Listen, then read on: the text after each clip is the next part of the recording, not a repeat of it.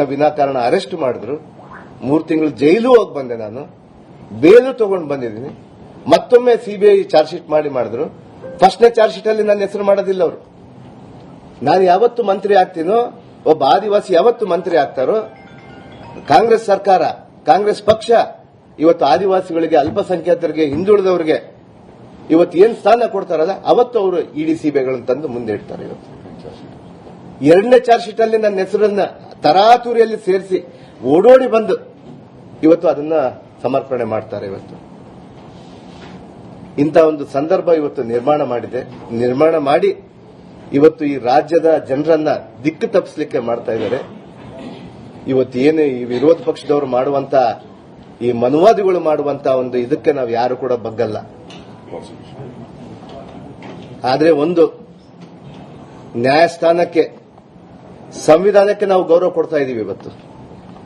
ಇವತ್ತು ನನಗೆ ಪ್ರಜಾಪ್ರಭುತ್ವದಲ್ಲಿ ಅತ್ಯಂತ ಉನ್ನತ ಸ್ಥಾನವನ್ನು ಪಡೆದಿರುವಂತಹ, ಸಾಂವಿಧಾನಿಕ ಹುದ್ದೆಯನ್ನು ಪಡೆದಿರುವಂತಹ ಗವರ್ನರ್ ಅವರು ನನಗೆ ಪ್ರಮಾಣ ವಚನ ಮಾಡಿಸಿದ್ರು.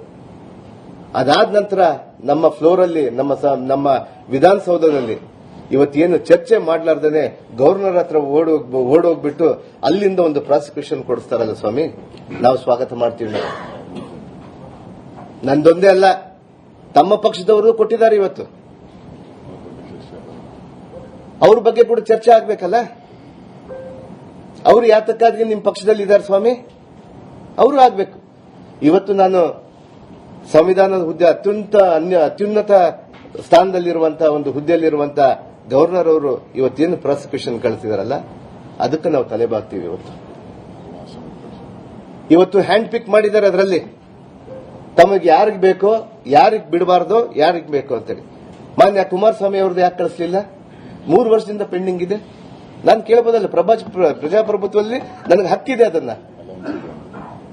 ಇವತ್ತು ನಿಮ್ಮ ಜೋಡಿ ಅವರೆಲ್ಲರೂ ಕೂಡ ಒಟ್ಟಾಗಿದ್ದಾರೆ, ತಾವೆಲ್ಲರೂ ಕೂಡ ಅಲಯನ್ಸ್ ಅಲ್ಲಿ ಇದ್ದೀರಿ ಅಂತ ಹೇಳಿ ತಾವು ತಿಳಿದು ಇವತ್ತು ಹ್ಯಾಂಡ್ ಪಿಕ್ ಅದನ್ನು ಬಿಟ್ಟು ಬೇರೆ ಬೇರೆ ಸಂದರ್ಭದಲ್ಲಿ ಹೇಳಿ ಇವತ್ತು ನನಗೆ ಮಾತ್ರನೇ ತಾವು ಕಳಿಸ್ತೀರಲ್ಲ ಸ್ವಾಮಿ, ಇದು ನ್ಯಾಯನ? ಅವ್ರಿಗೊಂದು ನ್ಯಾಯ, ನನಗೊಂದು ನ್ಯಾಯನ? ಬರ್ಲಿ, ಚುನಾವಣೆಗಳಲ್ಲಿ ಇದನ್ನೇ ಇಟ್ಕೊಂಡು ಹೋಗ್ತೀವಿ ನಾವು. ಮುಗ್ಧ ಜನರನ್ನ, ದಲಿತರನ್ನ, ಅಲ್ಪಸಂಖ್ಯಾತರನ್ನ ವಿರೋಧಿಗಳಂತೇಳಿ ಹೇಳಲಿಕ್ಕೆ ನಾನು ಬಯಸ್ತೀನಿ. ಇವತ್ತು ನನಗೂ ಅವಕಾಶ ಕೊಡಬೇಕು. ನಮ್ಮ ಪಕ್ಷದ ವರಿಷ್ಠರಲ್ಲಿ ನಾನು ಕೇಳ್ಕೊಂತಾ ಇದ್ದೀನಿ. ನಮ್ಮ ಪಕ್ಷದ ವರಿಷ್ಠರಲ್ಲಿ ಎಲ್ಲರಿಗೂ ನಾನು ಮನವಿ ಮಾಡ್ಕೊಂತಾ ಇದ್ದೀನಿ. ತಾವು ಏನು ಈ ಸುಳ್ಳನ್ನು ವಾಲ್ಮೀಕಿ ಮಹರ್ಷಿಯ ಹಗರಣ ಅಂತೇಳಿ ಹೇಳ್ತಾ ಇದ್ದೀರಲ್ಲ, ಅದರಲ್ಲಿ ನನ್ನ ಪಾತ್ರ ಇಲ್ಲ ಇಲ್ಲ ಇಲ್ಲ ಅನ್ನುವುದನ್ನು ನಾನು ಜಗಜ್ಜಾಹಿರಾಗಿ ಮಾಡಿದ್ದೀನಿ. ನನ್ನಿಂದ ಏನ್ ತಪ್ಪಾಗಿದೆ ಸ್ವಾಮಿ? ನಾನು ಕೇವಲ ಕಾಂಗ್ರೆಸ್ ಸರ್ಕಾರದ ಒಬ್ಬ ಮಂತ್ರಿ ಆಗಿದ್ದಕ್ಕೆ ನನಗೆ ಶಿಕ್ಷೆನ? ಪ್ರೂಫ್ ಎಲ್ಲಿದೆ? ನಾನು ಏನಾದ್ರು ಒಂದು ಸೈನ್ ಮಾಡಿದ್ದೀನ? ಒಂದು ಆದೇಶ ಕೊಟ್ಟಿದ್ದೀನ? ನನ್ನಿಂದ ಏನಾದ್ರೂ ₹1 ಆದ್ರೂ ನನ್ನಿಂದ ಬಂದಿದೆನಾ? ನನಗೆ ಹೋಗಿ ಬಂದಿದೆನಾ? ನನ್ನ ನೋಟ್ ಶೀಟ್ ಇದೆನಾ? ಯಾಕೆ ಸ್ವಾಮಿ ಇಷ್ಟು ದಲಿತರ ಮೇಲೆ ತಾವು? ಅದಕ್ಕೆ ನಾನು ಹೇಳೋದು, ತಾವು ಮನುವಾದಿಗಳು. ಮನುಸ್ಮೃತಿಯಲ್ಲಿರುವಂತಹ ಒಂದು ಪುರಾಣ ಕಾಲದಲ್ಲಿರುವಂತಹ ಪದ್ಧತಿಯನ್ನ ತಾವು ತೆಗೆದುಕೊಂಡು ಬರಲಿಕ್ಕೆ ತಾವು ಹೋಗ್ತಾ ಇದ್ದೀರಲ್ಲ. ದೇಶದ ಜನತೆ ನೋಡ್ತಾ ಇದೆ.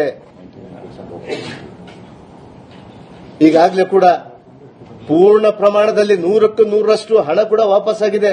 ನಾನು ಕಳಿಸಿದ್ದಲ್ಲ, ಬ್ಯಾಂಕ್ ಅಲ್ಲಿ ಮಾಡ್ಕೊಂಡಿದ್ದಂತವ್ರು. ಹಂಗಾದ್ರೆ ನಿರ್ಮಲಾ ಸೀತಾರಾಮನ್ ಅವರು ಇವತ್ತಿನ ದೇಶದ ಮಂತ್ರಿಗಳು, ಫೈನಾನ್ಸ್ ಮಿನಿಸ್ಟರ್ ಅವರು ಯಾಕೆ ಮಾಡಿಕೊಡ್ದು? ಅವರು ಮೂಗಿನ ಅಡಿಯಲ್ಲಿರುವಂತಹ ಒಂದು ಯೂನಿಯನ್ ಬ್ಯಾಂಕ್ ಆಫ್ ಇಂಡಿಯಾ ಅವರ ಅಡಿಯಲ್ಲಿರುವಂತಹದ್ದನ್ನೇ ಅವ್ರು ಮಾಡಬೇಕಲ್ಲ, ಅವ್ರು ರಾಜೀನಾಮೆ ಮಾಡಬೇಕಲ್ಲ. ನನ್ನಂದು ಯಾಕೆ ಸ್ವಾಮಿ? ನಾನು ದಲಿತ ಅಂತೇಳ? ನಾನು ಆದಿವಾಸಿ ಅಂತೇಳ? ಇದು ಒಳ್ಳೇದಾಗಲ್ಲ ತಮಗೆ. ಮುಂದಿನ ದಿನಗಳಲ್ಲಿ ನೋಡ್ತಾ ಇದ್ದಾರೆ, ದಲಿತರು ಮೊದಲಿದ್ದಂಗೆ ಇಲ್ಲ.